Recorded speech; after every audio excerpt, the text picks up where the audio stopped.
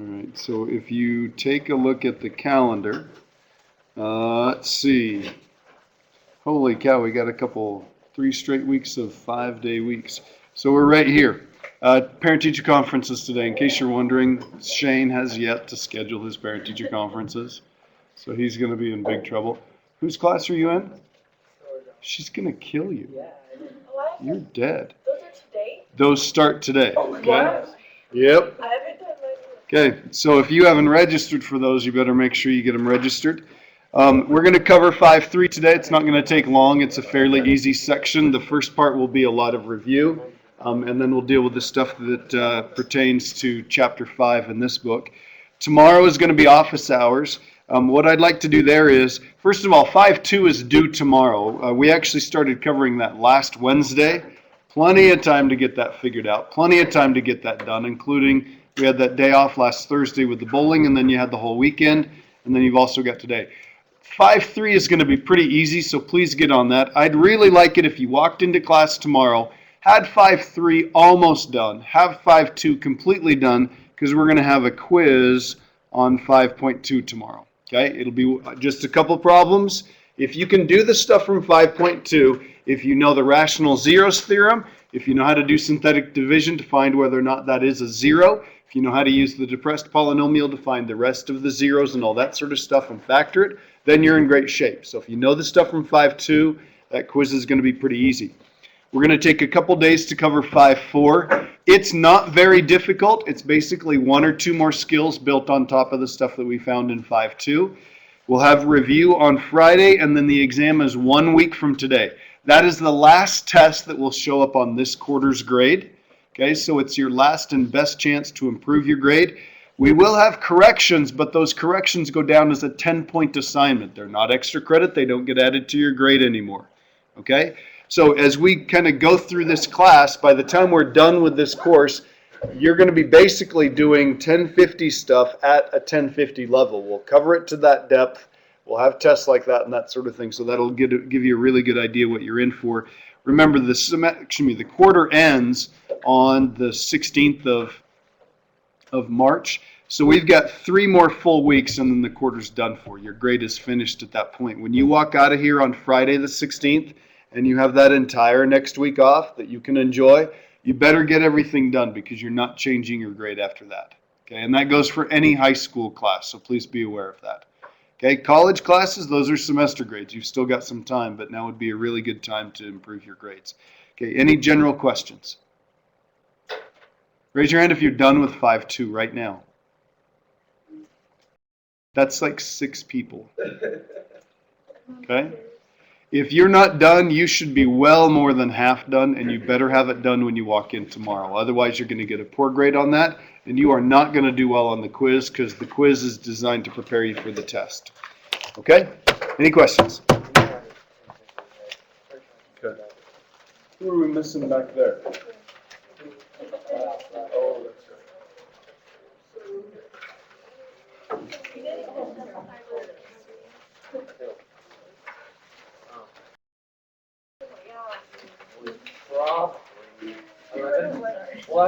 I didn't even talk to him like last week, so I bet Okay, stop talking, please. There are a couple things on the starter question, so if you would go ahead and do the starter question and then do example 1. Don't look at anybody else's paper, just do this on your own. This first part is all a review of what you learned in 1010.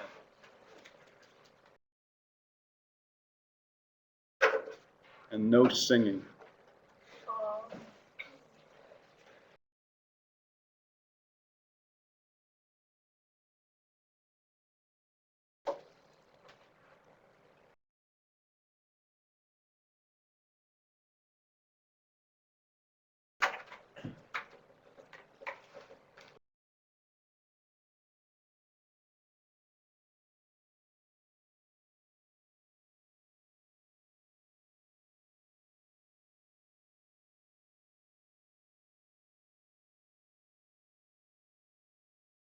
So the starter question, what is the quadratic formula? And then those 3 problems on example 1.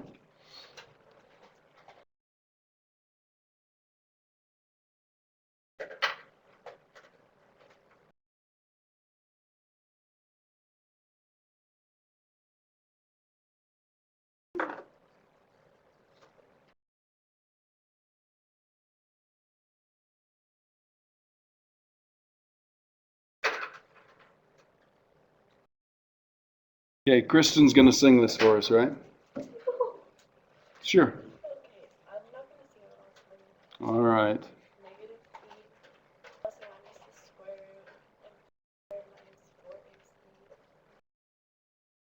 4ac. Very good. That's it. If you don't know that, you better get it memorized because it's not going away in this class and it will come back to bite you in 1050. Okay? That does not go away, so get it memorized. So it's x equals negative b plus or minus b squared minus 4ac all over 2a. If you were in my 1010 class, most people get this memorized fairly easily, but it's still possible to make mistakes. If people make a mistake, it's usually right here. It's usually with the minus 4ac part. Okay, make sure you grab the signs, put them in appropriately, and don't make a silly arithmetic mistake. So on a problem like this from 1010, what is the square root of negative 9? 3i. How about negative 25? 5i. Okay, and okay, you still do this the same way. I'm going to pull the negative out. That's going to be an I on the outside. So then I'm going to have an 18. And 18 is a 3 times a 3 times a 2. We're looking for pairs of factors. So this is going to be a 3 on the outside, an I on the outside. So it's going to be 3i radical 2. Can somebody tell me why we don't need a plus or minus on there? Because the radical is in there to begin with. Okay, if the radical is in the problem to begin with, it's asking for what we call the principal square root or the positive one. Okay? If it were something like this, if it were x squared equals positive 9 and negative 9, and we took the square root of both sides, then you'd have to put the plus or minus on there. Okay? So when you put the square root in the problem, you have to account for the plus or minus. That's not the case with these guys right here. Okay? So we're going to go back and we'll review how these work. But I do want to point this out. We're going to throw around names of numbers, and we talked a little bit last week about integers and rational numbers.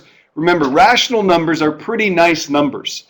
They're a pretty huge group of numbers. They're any number that can be written as a fraction. Okay, ratio, rational, ratio is a fraction.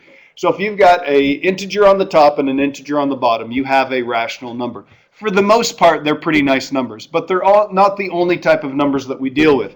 We deal with numbers like this quite a bit, like square root 23, square root 17, radical 2, radical 3, and stuff like that. Those are all in a group called real numbers. Nearly every single number you deal with is a real number. Okay? So if I say 0.6 repeated, that's a decimal.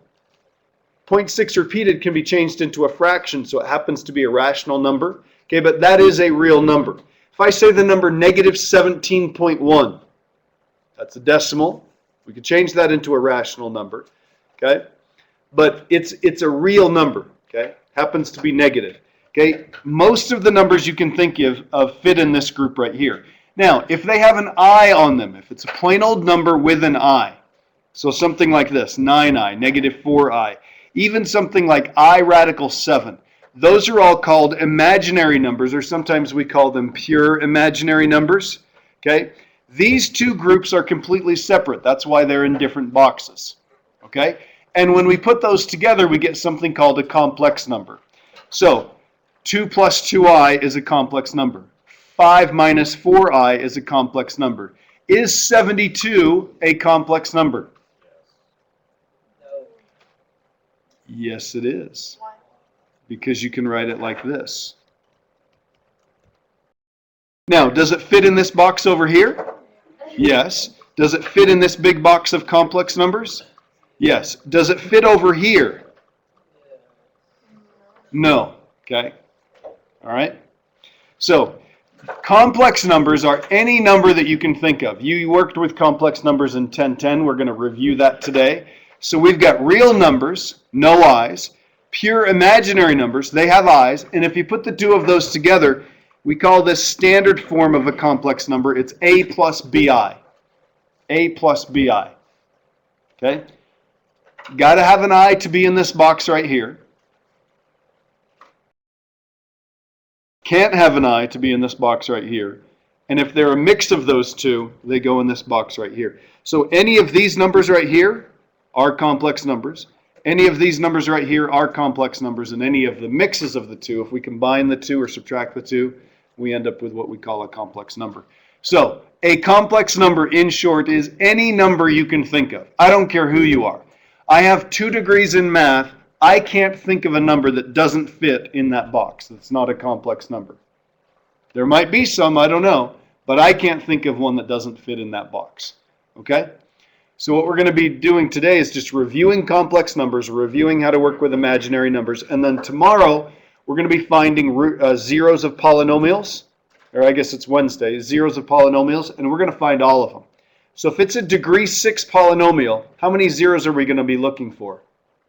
6, and we're going to find all 6 of them, whether they're real or imaginary or complex. Doesn't matter. We're going to find all of them. Okay? But don't worry about that for right now. We just want to go back and we want to review some of these ideas. If you remember a couple of things about imaginary numbers, it makes them a lot easier to work with. Okay? So all you need are just these 2 things. Never forget that I is the square root of -1. Okay, so that's the first thing. I is the square root of -1. So when we simplified this number up above, here's really how we did this. We wrote this as the square root of -1 times the square root of 18. What is the square root of -1? It's an I, and then we simplified this here.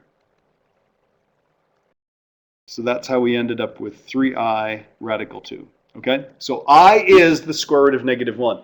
Okay? Imaginary numbers are a horrible name. If you went over this in your 1010 class, they do exist. Okay? They do mean something. There are lots of times where electrical engineers or people who work with fluid dynamics or different things like that, aerodynamics, they will solve an equation or solve a system of equations. They'll get an answer with an I in it, and it will tell them what they need to do with the circuit board or what they need to do to design the airplane better or the set of pipes or whatever it happens to be.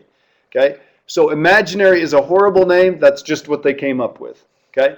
They should have called them funky numbers or something like that. Okay? But then they would have had to use an F rather than an I, right? Okay? So the first thing is I is the square root of -1, and I squared is... What do you get when you square this side? I squared, and what do you get when you square this? -1. It's -1.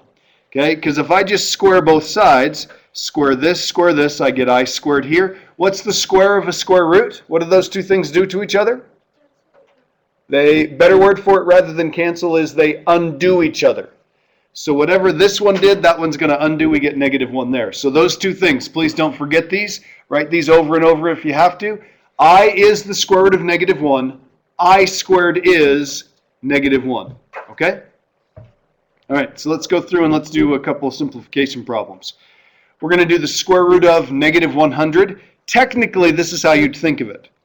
You'd think of it like this. -1 times 100.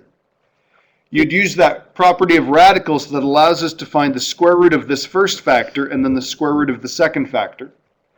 So this is going to be, let's see, square root of -1 is I. Square root of 100 is 10. So it's I times 10, or we normally write it kind of like we would a variable like 10x or something like that. So we write that as 10I.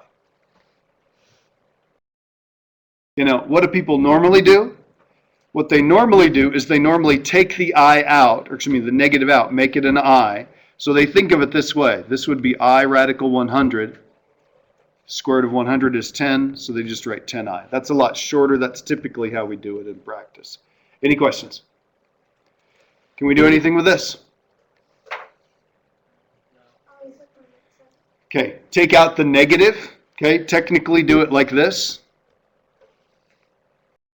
That's an I, so this is I radical 7. That's it. That's all you can do with that one, because 7 doesn't have any pairs of factors. Remember, with a square root, you're taking out pairs of factors. So I'm going to do this one the way we'd normally do it. Everybody ready? What does the negative become when I put it on the outside of the radical? I. We're looking for pairs of factors. That's a 2, and a 3. So I've got a 2 on the outside also. What's stuck on the inside? The 3. So here's how we'd write this. We normally write it as 2I radical 3. Okay? We write the coefficient out front, the I, and then the radical. Okay, everybody watch. You would not want to do this. You wouldn't want to do radical 3, I, 2. You wouldn't want to do that. Because what happens is people confuse this and they say, well, wait a minute. Is the 3 and the I and the 2 underneath the radical? What's underneath, what's not? If you write this out front, nobody gets confused about what's under the radical and what's not under the radical. Okay? Any questions? Okay, what's the answer to this one? It is. Alex, say that louder. Okay, the negative was there to begin with. The I came from pulling the negative out front. Okay, and 17 is a prime number, so there are no pairs of factors, so we're stuck with that right there. That is the answer. Okay? All right, now we are going to have to do a couple of operations with complex numbers. So here's a complex number, 5 minus 6i plus 8 plus 9i. So what I want to do is, I've got this one in what we call standard form, that a plus bi form, and I've got this one in standard form, a plus bi. I want to combine those. Combining them is really simple. It's kind of like just working with variables. So this is 5 minus 6i plus 8 plus 9i. And then I just look through and I collect the like terms. So the plain old number, that's going to be 13. The imaginary number, that's going to be positive 3i. That right there is the answer, the complex number in standard form, a plus bi. Everybody watching? Okay. If I say this is in standard form, okay, sometimes we call it rectangular form. Okay, what's the real part? 13. 13 is the real part. Everybody see that? Okay, now everybody look at this one. Careful on this. What's the imaginary part? 3. Just 3. You don't need to say 3i because it's already got an I on it. The I means imaginary. So the real part is 13. The imaginary part is 3. It's got an I on it. Saying it's imaginary would be redundant. Okay? Let's do this one right here. This is a subtraction problem, so you'd want to be careful here. This is going to be 8 plus 7i. What's this called? Distributing. So this is going to be a minus 2 and a minus 4i. So we're going to have 6, taking care of the 8 and 2, and then this is going to be plus 3i. That's the answer in standard form. Everybody with me now? What's the real part? 6. What's the imaginary part? 3. Okay? Any questions? Okay, these get a little bit interesting. Okay, you always want to be careful when you're performing an operation. These are pretty easy when we're just adding and subtracting. With something like this, I get 3 times 9, 27. I times I is I squared. Think of it like this, 3x times 9x, that'd be 27x squared, right? So this is 27i squared, but do I leave it like that? No. I squared counts as a negative 1, so overall this is a negative 27.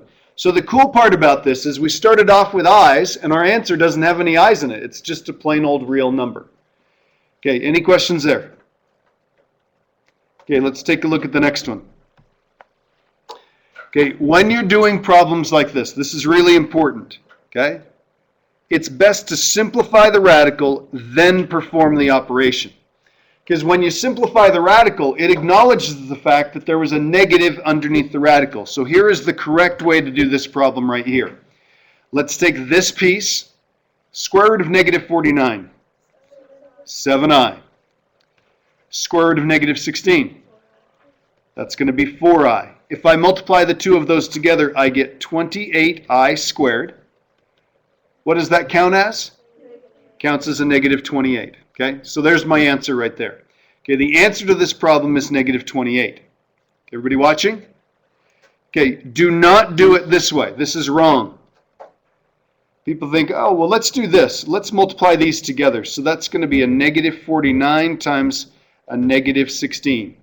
Well, that's going to be negative times a negative is a positive 49 times 16. And this is 7 times 7. And this is 4 times 4. So there's a pair of 7s, 7 on the outside, pair of 4s, 4 on the outside. What do you get when you multiply these together? You get 28, not negative 28. The problem with this is, if you simplify the radical first, it acknowledges that, hey, we have an issue here. This just isn't a regular old problem. We normally can't do this unless we're considering imaginary numbers. So always simplify the radical first, then perform the operation, whether it's multiplication, division, whatever it happens to be. Okay? Any questions? Okay, let's take a look at the next one. Again, we'd simplify each one. So this is going to be an I radical 15. This is going to be an I radical 10. Now this one looks a little bit worse than the other one because the other one had nice square roots and all that sort of stuff. So this is going to be I squared, and then I'm going to write radical. Should I write 15 times 10? Or how about this? 3 times 5 times 5 times 2. Isn't that the same as 15 times 10? I've saved myself some work though, haven't I? Because then I can see, if I'm simplifying a square root, I'm taking out groups of how many? Groups of 2, pairs of factors. Square roots take pairs of factors on the inside and they make it look like 1 on the outside. So there's my pair right there. So I've got 5I squared radical. What's stuck underneath? A 6. Okay, is that the answer to the problem? Okay, so we're going to write negative 5 radical 6. There is the answer. Okay, that's the right way to write it. Okay, any questions?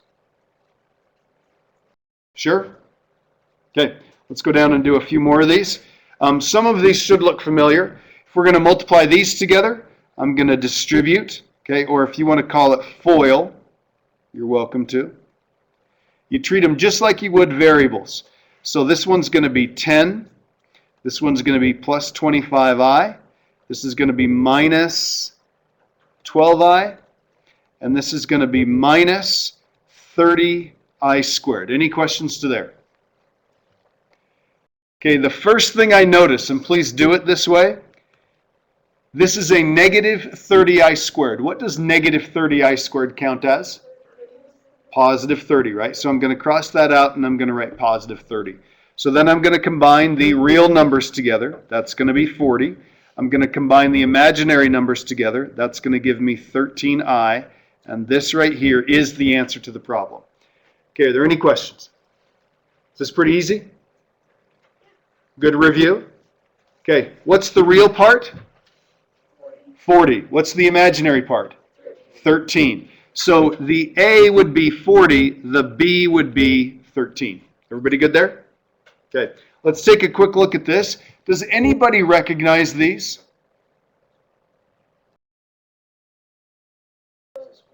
Very good. Difference of squares. Okay, a fancy word for difference of squares is conjugates. Okay, these are what we call complex conjugates. So if somebody says, hey, these are complex conjugates, just realize it's a fancy word for difference of squares. It's 3 plus 8i and 3 minus 8i. Now here's the cool thing. Difference of squares. We're going to end up with a difference of squares and watch how that comes.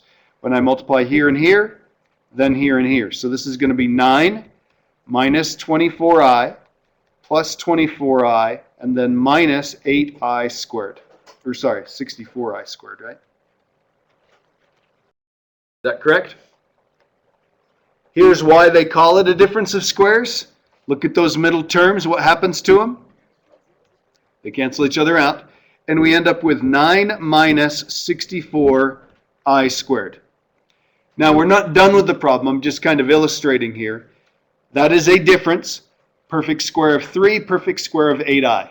Perfect square of 3, perfect square of 8i. So we could skip right down to here, just put a minus in between them. Okay? That's why it's called a difference of squares. Okay? Are we done? No. Here's the really cool part. What does negative 64i squared count as? Counts as positive 64. So if I put the two of those together, I get 73. Now, we started out with two very ugly complex numbers, and look what we ended up with. A plain old real number. Not only a real number, a rational number. An integer. It happens to be a whole number.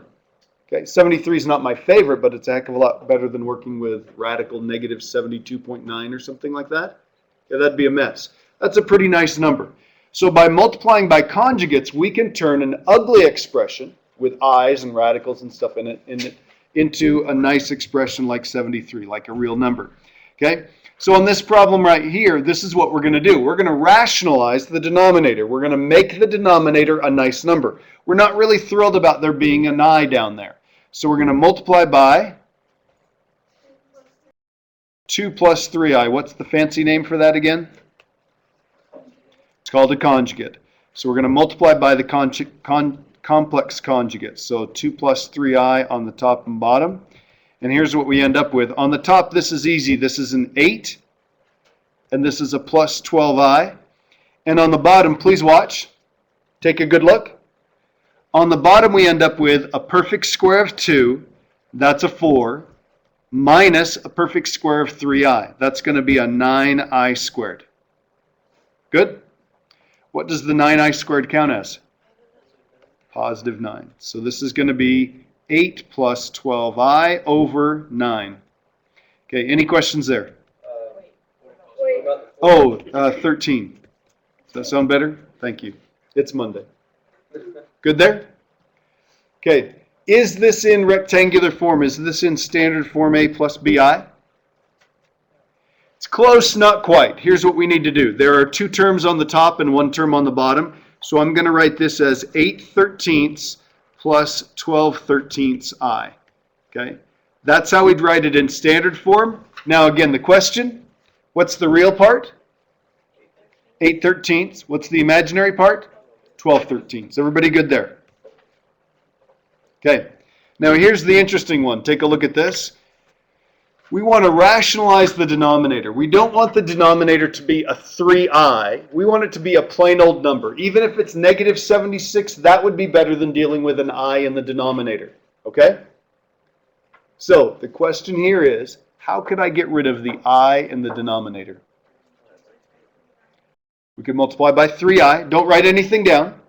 We could multiply by 3i on the top and bottom. That would be okay. Any other ideas? How about just I? Because if you multiply by an I on the top and bottom, here's what we end up with. 3i squared on the bottom, which is going to look pretty good. This is going to be 6i squared plus 3i. What does 6i squared count as? Negative 6 plus 3i. What does 3i squared count as? Negative 3. Okay? Now, we're not quite done for a couple of reasons. We can make this look a heck of a lot better because we notice that there are 3's on the top and the bottom, so we could factor those out. So I'm going to take out, in fact, I'm going to take out a negative 3 if that's okay. So I'm going to take out a negative 3. I'm left with a 2 minus I over negative 3. These will cancel, and my answer is, 2 minus I. Okay? Questions there? Okay, that is the answer. Everybody watch, please. Here's one more way to do it. You could break this up and you could say this is negative 6 over negative 3 and plus 3i over negative 3. What's a negative divided by a negative? Positive. 6 divided by 3? 2. Positive 2. There it is. Positive divided by a negative? Negative. 3i divided by 3. Just an I. There's the answer right there. Another way to do the same thing. Okay? Any questions? Okay, look on the back side. This list should look familiar. If you took 1010 from any teacher here, which I think most of you did, you should have seen a list like this. I to the first is just plain old I. What's I squared? That's one thing you're supposed to have remembered. Remember, I said if you've got those 2 things, you can figure out any other problem with I, and here's how it works. Another way to write I cubed is I times I squared. What's I squared again? Negative 1 times I is negative I. So this is a negative I. Another way to write I to the fourth is I squared times I squared. I squared is negative 1. I squared is negative 1. What's negative 1 times negative 1? Positive 1. Okay? Now, let's write I to the fifth, because here's where it starts to get interesting. You could write it this way. Negative 1 times negative 1 is positive 1, times I is I. Or you could write it this way. I to the fourth times I. I to the fourth is 1. 1 times I is I. Either way, this is an I. And does anybody remember what happens with this list? It just repeats. Every 4 times it cycles through. So it goes I, -1, -I, 1. I, -1, -I, 1. So it repeats every 4, okay? So most people remember this pattern. They know, gosh, I know it repeats every 4, but how would I figure something out like this? Well, you could continue writing this list right here until you get down to 19. That would be fine. That's not too hard. Okay, but what about this one? Do you really want to write that list down 64 lines to figure out what it is? So here's the clue. Since it repeats every 4, we take this number, whatever the exponent is, divide it by 4. That goes in 4 times, and here's the key. What is the remainder? How many are left over? Let's see. It goes in 4, that's 16, there are 3 left over. The key is, this is exactly the same as I to the remainder. It's the same as I to the third. So remember, the list is I, -1, -I, 1. So this is third on that list. It's right here. The answer is -I. So instead of writing I to the 19th, we can just say, hey, that's -I. I to the 38th. Again, you could write that list down to the 38th line, or you can do this. 38 divided by 4. It happens to go in 9 times, but I really want to know what the remainder is. 9 times 4 is 36. The remainder is 2. So this is the same as I squared, and we already know I squared is -1. There's our answer.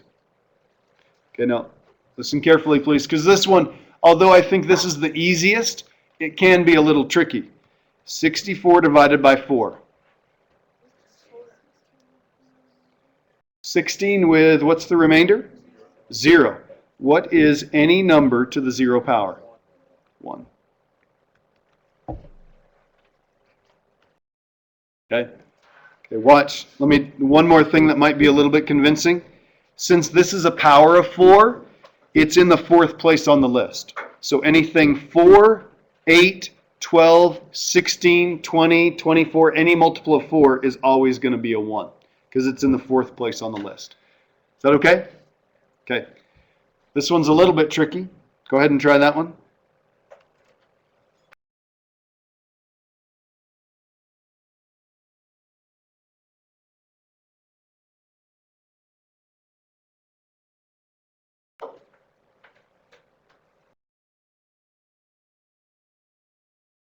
Again, I mentioned the cool thing about I's is you can kind of treat them, when you're simplifying at least, you can kind of treat them like a variable.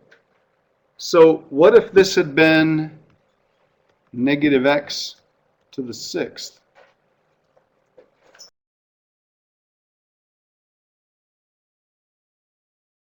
How many negatives?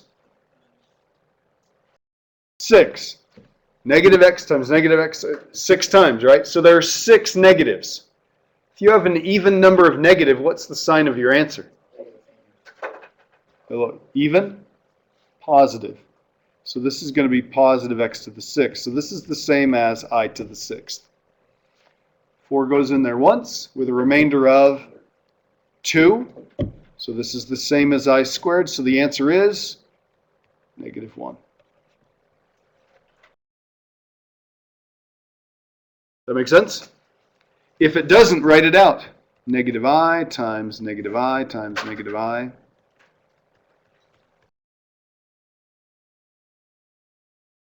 One, 2, 3, 4, 5, 6 negatives.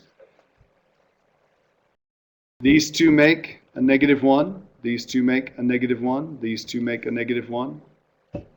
3 negatives would make a negative. 1 times 1 times 1 is 1. Okay. All right. Any questions? Okay. This last bit, now the homework problem is, or the homework assignment is at the end. This is on problem page 380. You're going to be doing problems similar to what we've already done and a couple like this. So please watch. This is the interesting part. All of this should be review, just a good healthy review of stuff that you already know. Once we get to here, this also is a little bit of a review, but you didn't do very many of these in Math 1010. Okay? We worked with complex numbers a little bit, found square root of -25 or something like that. Pretty easy stuff. Okay? We didn't do a whole lot of this. So what we want to do here is we want to solve this over the complex number system. In other words, we want to find every single answer, and notice that these are all quadratics. Now, since they're quadratics, what will always solve the quadratic equation? The quadratic formula will, which is why it's so important to have it memorized. Isn't that right, Shane? Yes. Can you tell us the quadratic formula? X is equal to negative b plus or minus b squared minus 4ac all over 2a. That is what we would call outstanding. Okay? So he's got it memorized. You've got to be able to plug the numbers into that and then get it right. But that's not the only way to do it. If we can factor it, it would be nice to factor it. Okay? So let's go ahead and do this problem right here. If we could factor it, this is what we'd do. Well, can we factor it? Not yet. Oh, well, yeah. Two terms. It's a difference. They're both perfect squares, so this factors to x minus 3 and x plus 3. What's the solution that comes from here? 3 from this one and negative 3 from this one. So those are our x-intercepts. Those are our solutions. Any questions? We could do this. We could move the 9 to the other side, and we could use the square root property. So we could take the square root of both sides. That's an x over here. When we put a square root in the problem, what else do we have to account for? The plus or minus. So there's your plus or minus 3. Same answers either way. Here's the issue. You can't do that on this because this is a sum of squares, not a difference of squares. So you're not going to be able to factor it. So let's try solving this the same way we did this guy right here. So let's move the x or the 9 over. So this is going to be a negative 9. We're going to take the square root. That's going to give us an x over here. We put the square root in the problem, so what do we need to put immediately? Plus or minus. And what is, whoops, made it so you couldn't see that. What is the square root of negative 9? 3i. And there are the two answers. Now listen very carefully to this. Everybody listening? Because you did not see this in Math 1010. Okay, let's pretend that you couldn't see any of this. You did this problem only this way. So if I tell you that I've got a 0 of x equals negative 3 and x equals positive 3, what factors did they come from?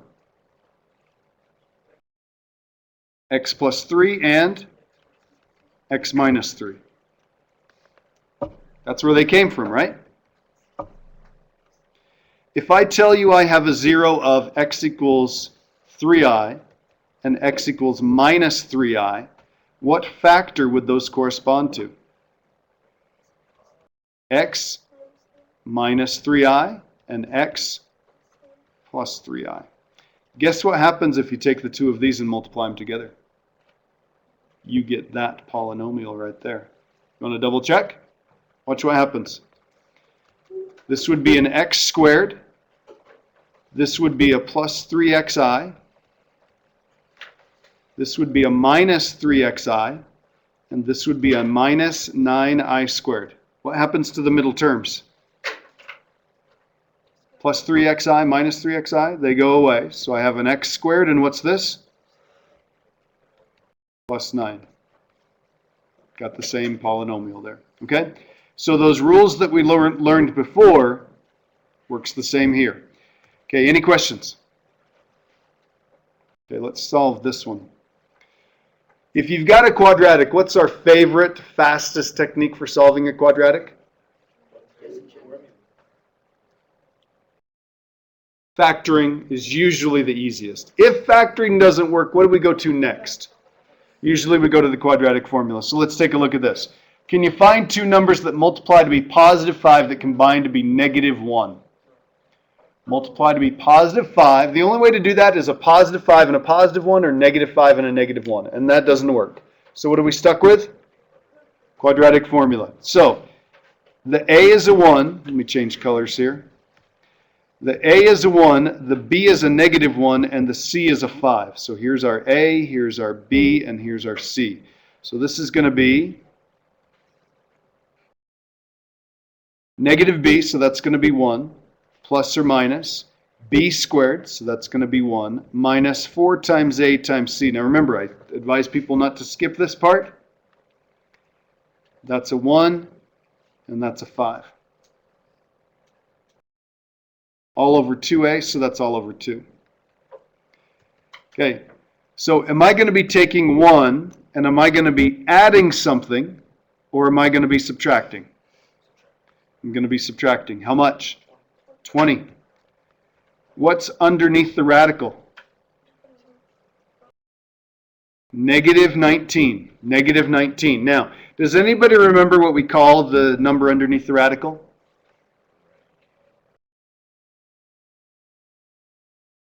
Okay. The b squared minus 4ac part, that stuff underneath the radical, is called the discriminant. Okay? Because it allows us to discriminate between the number and the types of roots. Like on this one right here, we're going to have imaginary answers because we've got a square root of a negative. Okay? So let's go ahead and finish this off right here. Is there anything I can do with this? Can I simplify the 1? Nope. The 2? Nope. How about the radical negative 19? Yes, I can. Here's what I'd do. I'd write this as 1 plus or minus I radical 19 all over 2. Now you can write the answer like that as one single expression that represents two different numbers. One of them is the 1 plus I radical 19 and the other one is the 1 minus I radical 19. Or you could do this. Okay? And in some cases, this is best. 1 plus I radical 19 over 2. 1 minus I radical 19 over 2. And the nice thing about this is it emphasizes that if we're solving a quadratic that's degree 2, how many answers are we looking for? We're looking for 2. And there they are right there. Not written as one single expression. Okay, are there any questions? Okay, last couple. Let's take a quick look. Let's see. We could think about whether or not this factors for just a second. I could multiply the 10 and the 1 together. They'd need to multiply to be 10 and combine to be positive 2. Any numbers that do that? Nope. What are we going to do? Quadratic formula. So let's use the quadratic formula. So this is going to be negative 2 plus or minus. That's going to be 4 minus 4 times AC. I'm going to plug in a 10 and I'm going to plug in a 1. 2a is going to be 20. Take a good look at that. Shane, do you think that's correct? Right here. Yeah. Looking good? Okay.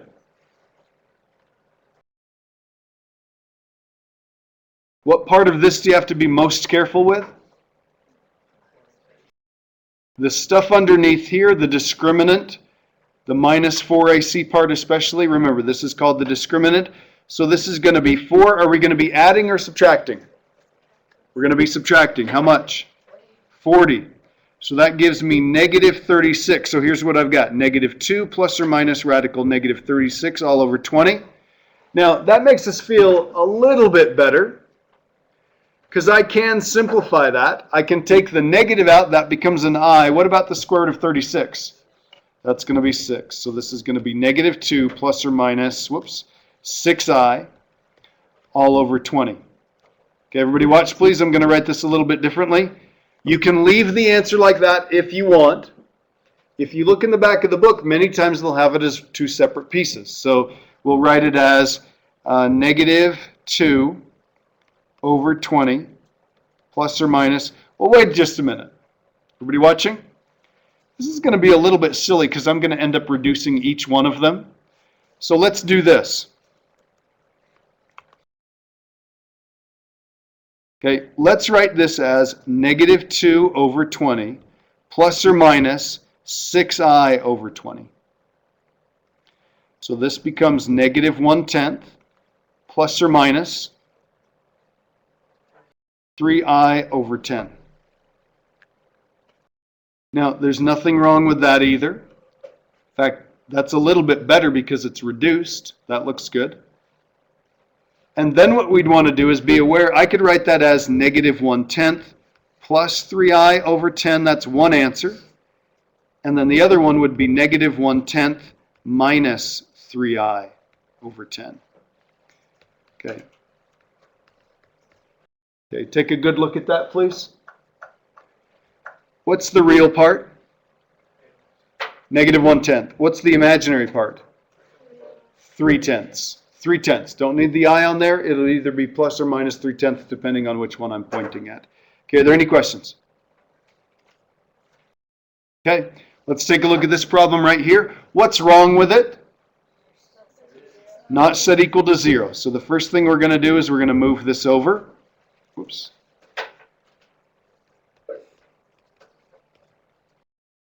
Does that factor? Numbers that multiply to be 10 that combine to be negative 3? Nope. So quadratic formula. So that's going to be 3 plus or minus 9 minus 4ac. So that's a 5 and a 2. It's going to be 9. Are we going to be adding or subtracting? We're going to be subtracting. Pretty big number, right? We're subtracting 40. Is that correct? So I get 3 plus or minus radical negative 31 over 10, which we're going to write as 3 plus or minus I radical 31 over 10. Okay? You could break that apart into two separate answers. That would be fine. Okay, I'm going to leave mine like that for the beginning, for the time being. I've already done a bunch of problems where we break it up. Okay? All right. Okay, last problem. Does this look familiar to anyone? What is it? Difference of cubes. Fabulous. We got the name here. This is called the difference of cubes. Does anybody remember the formula from 1010? Yes. X minus. Very good. Okay, first thing you want to recognize, that's a perfect cube of x. That's a perfect cube of 3. So go ahead. X minus 3 is the first factor, and then what do we write down now? X squared plus 3x plus 9. Okay? Remember, it's a little bit weird. This second one's a little weird. There's always one negative in those difference of squares or sum of cubes or difference of cubes formulas. There's always one negative. If this is negative, that's negative. Now, if that's a factor, what's the x-intercept or the 0 of the solution that comes from this one? 3. We have one of the answers. How many are we looking for? 3. We're looking for 3. So how many more do we need to find? 2. Where are they going to come from? This right here, this kind of depressed polynomial, and it's a degree 2, so what can we use on that? Quadratic formula. By the way, does this factor? Numbers that multiply to be 9 that combine to be 3? Nope. So we're going to have negative 3 plus or minus